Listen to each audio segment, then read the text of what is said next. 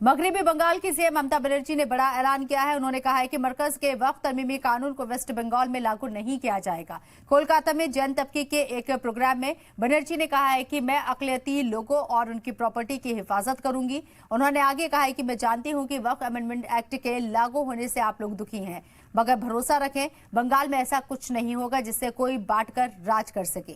ममता बनर्जी ने आगे कहा है कि बांग्लादेश की हालत देखिए, वक्फ अमेंडमेंट बिल को अभी मंजूर नहीं करना चाहिए था। आप लोगों को दिल में दुख हुआ है वक्फ प्रॉपर्टी के लेके, आप भरोसा रखिए, बंगाल में ऐसा कुछ नहीं होगा जिसमें कोई डिवाइड एंड रूल होगा। आप लोगों ने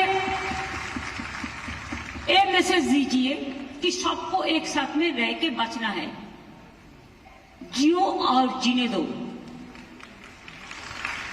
इसके लिए बेसमाल होने का बात नहीं है।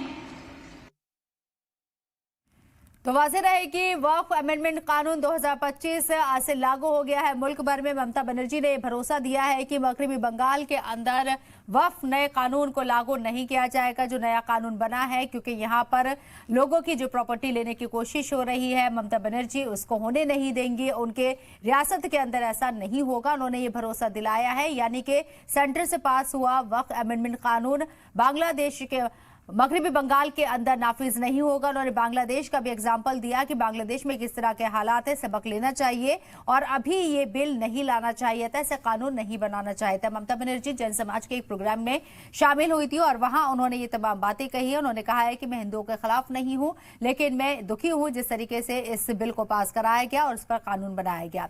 वक्फ को लेकर सीएम ममता बनर्जी ने खुलकर अपना ऐलान किया है। यहां पर कहा है कि वक्फ कानून वेस्ट बंगाल में लागू नहीं होगा, अकलियती तबके और उनकी प्रॉपर्टी की हिफाजत करूंगी। मैं जानती हूं कि वक्फ कानून के लागू होने से आप लोग दुखी हैं, मुझ पर भरोसा रखें, बंगाल में से लागू नहीं करेंगे। तो क्या दीदी ऐसा कर सकती है? ममता बनर्जी जो कह रही हैं आधिकारिक तौर पर वो क्या इसके लिए नामबंद है या वो ऐसा कर सकती है कि सेंटर से जो बिल पास हुआ, जो कानून पास हुआ है उसे मगरबी बंगाल में नाफिज ना किया जाए, जबकि ये पूरे देश के ऊपर नाफिज हो चुका है यह कानून, क्योंकि इसे राष्ट्रपति की मंजूरी मिलने के बाद कानून की शक्ल दे दी गई है और आज से पूरे मुल्क में यह कानून नाफिज होगा। लेकिन ममता बनर्जी अकलियती समाज को ये भरोसा देती हुई नजर आई हैं, खासकर मुस्लिम समाज को, कि वक्फ अमेंडमेंट कानून 2025 मगरबी बंगाल में नाफिज नहीं किया जाएगा। साथ ही साथ उन्होंने कहा है कि ये लोग जो फूट डालकर बांटने की जो राजनीति कर रही है वो मगरबी बंगाल में नहीं होगी। वो तमाम धर्मों का सम्मान करती हैं, उनका एहतराम करती हैं और मगरबी बंगाल में उनके रहते हुए कोई यहाँ मजहब के नाम पर बांट नहीं सकता है। लोगों से भी उन्होंने अपील की है कि इस तरह के जो लीडर आपको भीड़ के लिए उकसाते हैं उस भीड़ में जाने से आप बचें और 30% मुस्लिमों को हम छोड़ नहीं सकते हैं, उन्हें साथ लेकर चलना है। और ये भी उन्होंने कहा है कि वो तमाम मजहब के प्रोग्रामों में जाती है, उनके ऊपर इल्जाम लगते हैं।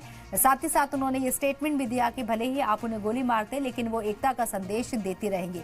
ममता बनर्जी ने खुले मंच से ये ऐलान किया है, खुला ऐलान किया है कि वक्फ अमेंडमेंट कानून 2025 मगरबी बंगाल में नाफिज नहीं होने दिया जाएगा।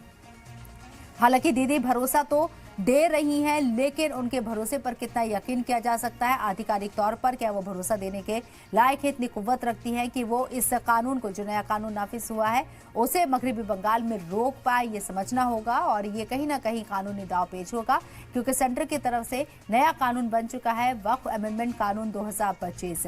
हमारे साथ हमारे नुमाइंदे सुमित सेन गुप्ता कोलकाता से मौजूद हैं, सीधे उन्हीं का रुख करते हैं। सुमित, आपसे समझने की कोशिश करेंगे। ममता बनर्जी बहुत कॉन्फिडेंस के साथ एक प्रोग्राम में ये दावा करती हुई नजर आए कि नया जो कानून बना है वक्फ अमेंडमेंट कानून 2025 उसे मगरबी बंगाल में लागू नहीं किया जाएगा। कितनी सच्चाई है इसमें?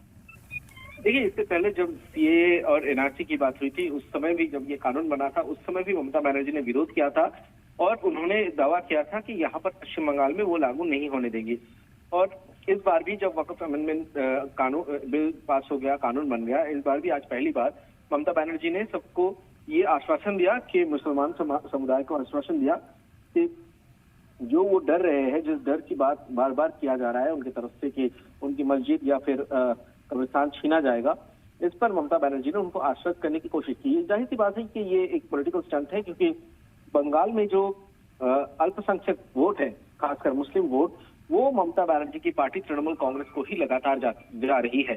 पिछले कुछ चुनाव में हमने विधानसभा में भी देखा, लोकसभा में भी देखा तो और बीजेपी का जो मुख्य विरोधी दल है बीजेपी, भारतीय जनता पार्टी, ये जो करीब 33% जो मुस्लिम समुदाय के लोग हैं यहाँ पे, उनमें से करीब 30% की 28 से 30% वोटर है, ये वोट को वो छोड़ दे रहे हैं। उनको वो खुलेआम बता रहे हैं कि ये मुस्लिम वोट हमें नहीं चाहिए। तो जाहिर सी बात है कि ये एक पॉलिटिकल स्टेटमेंट है ममता बनर्जी की, क्योंकि एक मुख्यमंत्री के चेयर में बैठ के देश का किसी कानून को हम नहीं मानेंगे या नहीं लागू करेंगे, ये संविधान विरोधी बयान हो जाएगा। और इसके लिए काफी चर्चा भी हो रही है राजनीतिक स्तर पर। सुमित सेन, आपको क्या लगता है 30% जिस आबादी का ममता बनर्जी जिक्र कर रही हैं और वोट परसेंटेज के हिसाब से देखें तो वोट शेयर इस 30% आबादी का ममता बनर्जी को जाता हुआ नजर आया है माजी के अंदर, लेकिन बीजेपी कह रही है ममता बनर्जी को कि ममता बनर्जी नकली हिंदू है। शुभेंदु अधिकारी ने स्टेटमेंट दिया है, यानी कि सीधे यहाँ बंगाल में आने वाले वक्त में जो लड़ाई है वो हिंदू मुसलमान को लेकर होगी सियासी लीडरान के बीच।